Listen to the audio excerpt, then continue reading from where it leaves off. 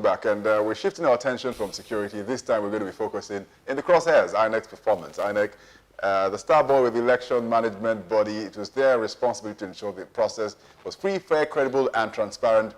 They would say they delivered, but then the jury is still out there. We're waiting for the reports to begin to roll in. A number of preliminary reports we've seen from like the Nigeria Civil Society Situation Room, which are 300 observers in 18 local government areas, has praised the process, but then has mentioned that there are certain hitches in certain areas will have to be worked on. So joining the discussion, we had already Daniel Akinlami, who is a public affairs analyst, together with Omoshola Deji, who is in Singapore, who is a political scientist. Ken Nweke is in Port Harcourt. Ken Nweke is a public affairs analyst, and great to have him join us in Port Harcourt.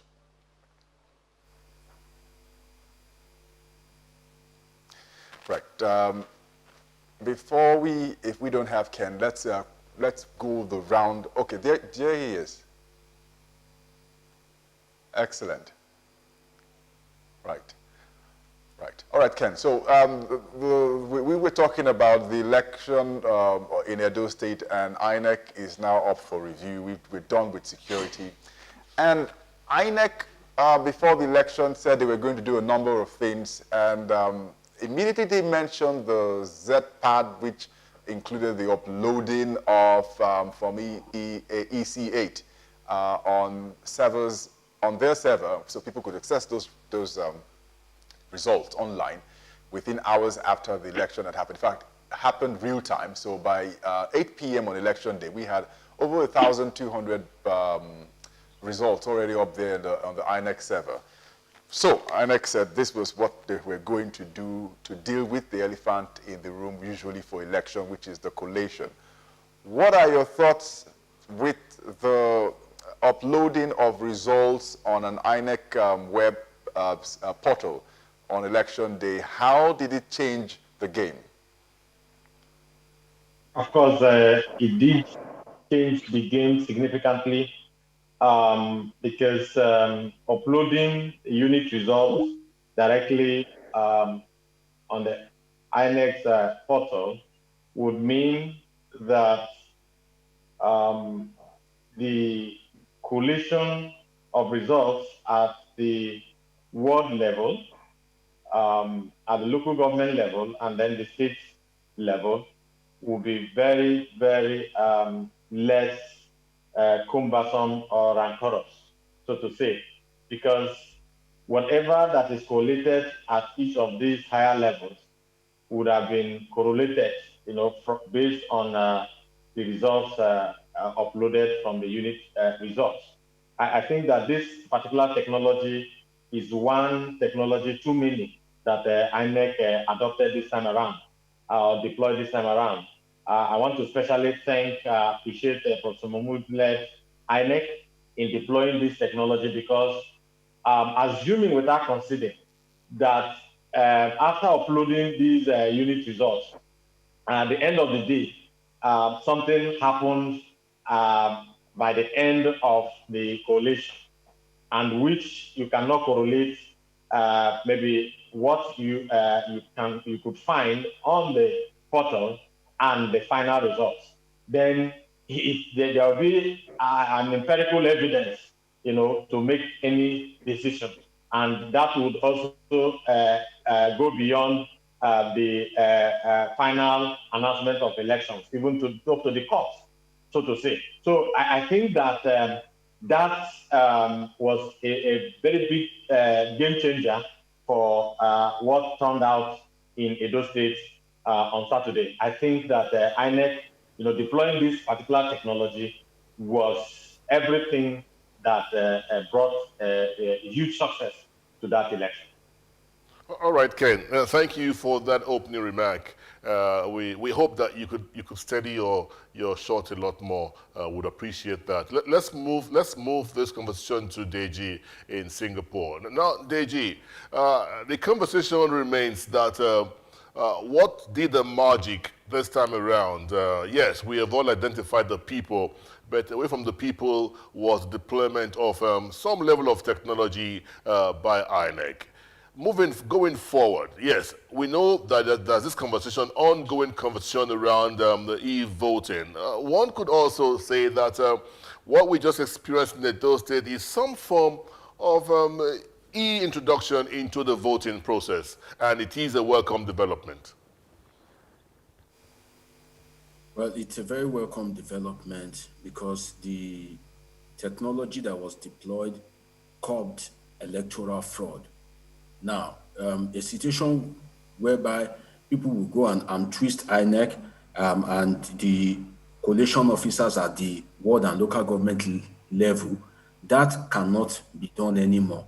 So if immediately after the results were announced at the polling unit and it is uploaded straight into the website, whereby anybody from across the world, and I need to commend INEC for making it public. That is sincerity, because they can as well choose that they should upload it, but not make it public. So for making it public, instantly when people are uploading the result, everybody across the world can see it. So it curbs electoral fraud. So the money that the politicians would have used to bribe the collation officers, the millions of naira, then they will now be using it to provide amenities for the people. Then a situation whereby we have in past elections, whereby you see we see collation officers and INEC officials being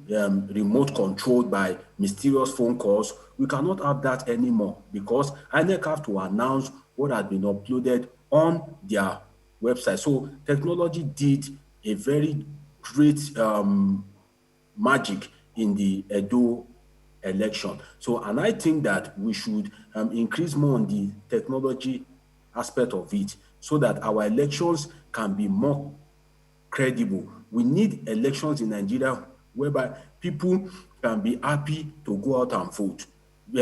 Voter apathy will decline when people know that their vote will count.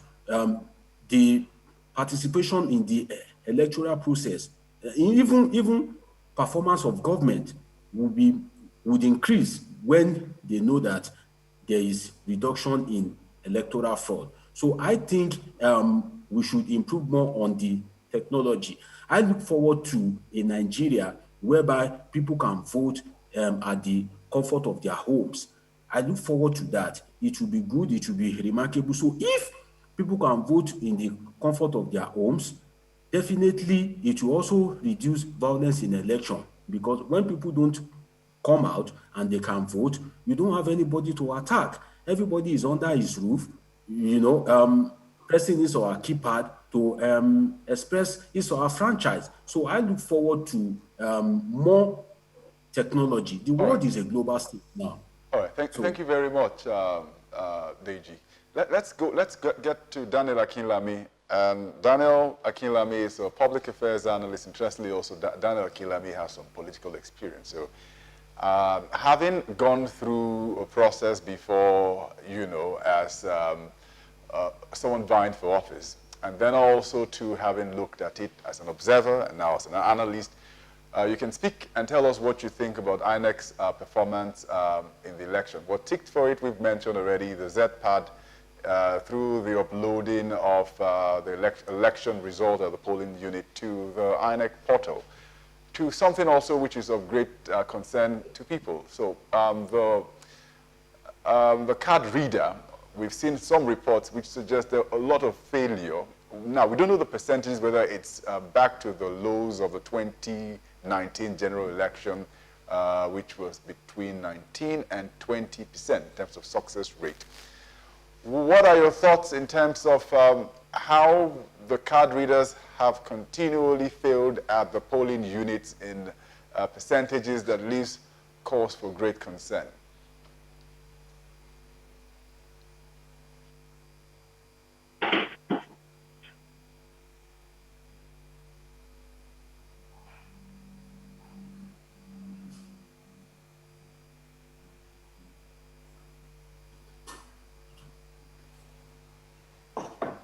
Daniel Akinlami, please kindly unmute your device so we can hear you. Please go ahead.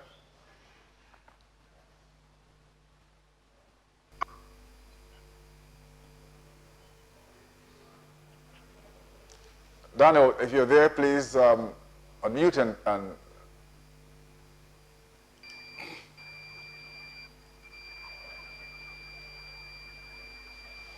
Can I go ahead? yeah, go ahead, please. Okay. The challenge that INEC has been facing has been obvious for the past few elections, despite their resolve to make sure that the elections count. And also, we should remember that the card reader that we were talking about presently is not yet legally backed by the law. So all these challenges here and there are the things that INEC has been struggling with. Yes, the efficiency of the card reader in this Edo election is not yet there as expected.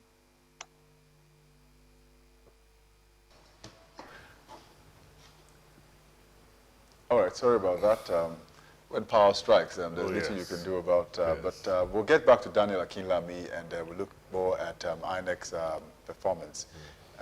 But let's get back to Ken Nweke. Ken Nweke is in Port Harcourt and he joins us still to talk about INEC performance. Right, so Ken,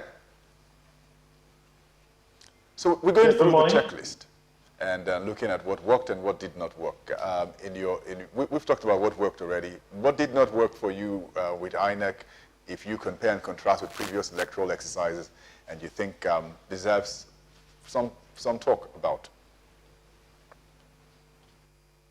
Well, the complaint of the malfunctioning of card reader, well, that's one issue that must be talked about. I do not know why, even after 2015, that card readers were used. Still, even 2019 and after, we are still talking about card readers malfunctioning and all that. And I think that is where INEC, has to look deeply to correcting, because it's either that the batteries that are not working well, or what was the issue and all that. So if the present card readers that we have outlived their usefulness and all that, or their lifespan, then we should as well get better, more sustainable card readers. And I think that is one area that INEC must continue to look at. Or would that also mean that it was network issues? And so INEC has to look at that critically to ensure that it improves on the loss of our elections in Nigeria. For me, INEC is always on the path of improving the loss of our elections in Nigeria. I want to commend each leadership of INEC, even starting from 2011, up to 2015, 19, and beyond. INEC has always fine-tuned our electoral process. But again, these improved guidelines that INEC initiated by deploying this kind of technology of uploading unit results, all of these should be integrated into the Electoral Act in such a manner that tomorrow, no cost with throughout. Yes. Ken, the last statement you made that INEC we've seen some innovations over the years remains debatable, because some quarters will tell you that the 2019 election was a far cry from what was experienced in 2015. But anyways, we'll come back to you, Ken. You still have your thoughts intact. We'll take a break. When we come back, you wrap up your conversation.